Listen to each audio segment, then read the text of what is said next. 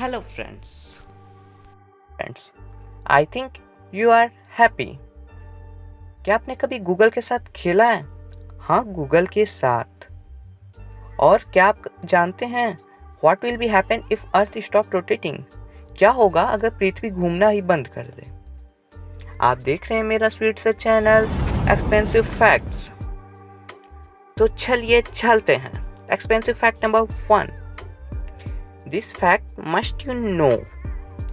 आप लोग तो जानते ही होंगे, अर्थ 11,000 माइल्स पर आवर की स्पीड से अपने एक्सिस पे रोटेट करता है। अब आप लोगों के मन में क्वेश्चन आता, आखिर हमें पता क्यों नहीं चलता? तो चलिए मैं बताता हूँ। पृथ्वी की यानी अर्थ की हर एक चीज, यहाँ तक कि अर्थ का ओशन, अर्थ का एटमॉस्फेयर और हम सभी अर्थ के साथ एक कांस्टेंट स्पीड से रोटेट करते हैं। अर्थ एक फिक्स्ड रेट से घूमता है और हम सभी उसके साथ, इसलिए हमें अर्थ का रोटेशन का पता नहीं चलता है।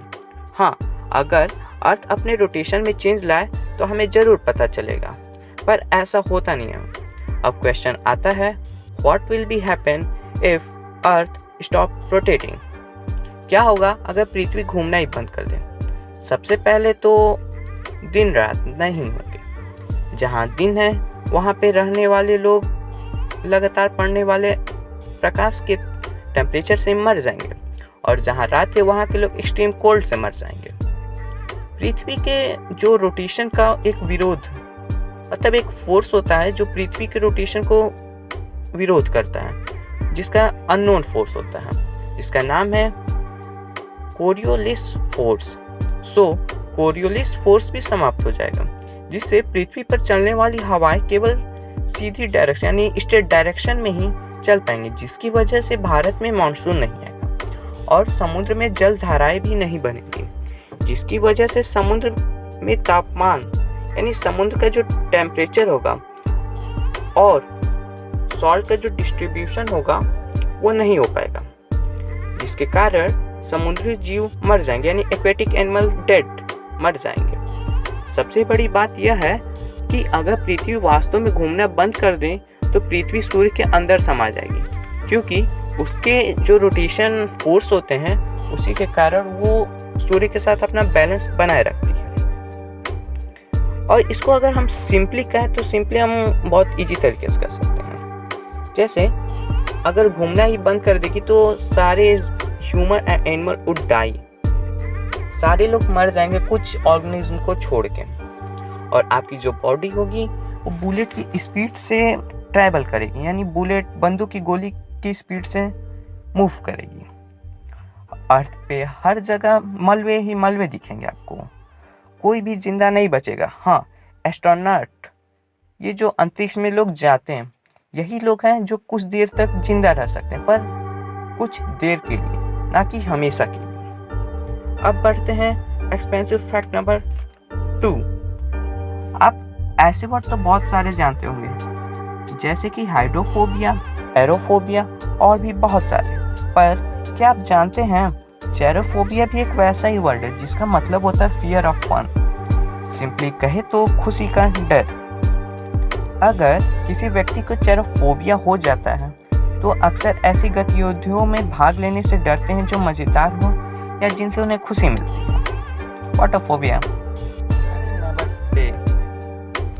Type of phobia. Expensive fact number 3, क्या आप लोग जानते हैं नाम सेलेस्टे कैल्वली एक लड़का है जो सिंगापुर में पैदा हुआ, और आप ये जानकर हैरान रह जाएंगे कि उसका IQ लेवल 269 है, जो कि एल्बर्ट आइंस्टीन से भी ज़्यादा है। एल्बर्ट आइंस्टीन का जो IQ लेवल था 160 ही है, और ये सिंगापुर में as a work of scientist, मतलब साइंटिस्ट के रूप में काम भी करता है। अब आता है एक्सपेंसिव फैक्ट नंबर 4। अब आपको जो मैं फैक्ट्स बताने वाला हूँ वो बहुत ही इंटरेस्टिंग है। स्टीफन वेल्सेयर ये एक ऑथेंटिक आर्टिस्ट है न्यूयॉर्क के, मतलब अपने ही विचारों में खोया हुआ आर्टिस्ट है कि अपने मेमोरी से पेंटिंग बनाते हैं।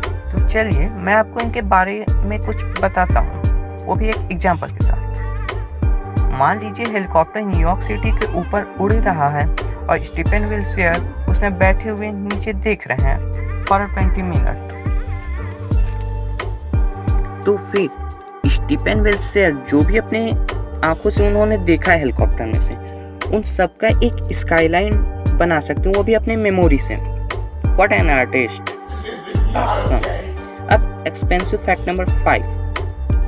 क्या आप गूगल के बारे में कुछ इंटरेस्टिंग एंड अमेजिंग फैक्ट जानते हैं? जानते हैं तो ठीक है, अगर नहीं जानते हैं तो मैं आपको बताता हूँ। क्या आप गूगल का फुल फॉर्म जानते हैं? तो आप कहेंगे शायद ही जानता। तो इसका फुल फॉर्म होता है global organization of oriented group language of Earth. Okay, और एक और इंटरेस्टिंग फैक्ट है गूगल के बारे में जो आपने स्क्रीन में शुरू में देखा था, वो कुछ भी नहीं है।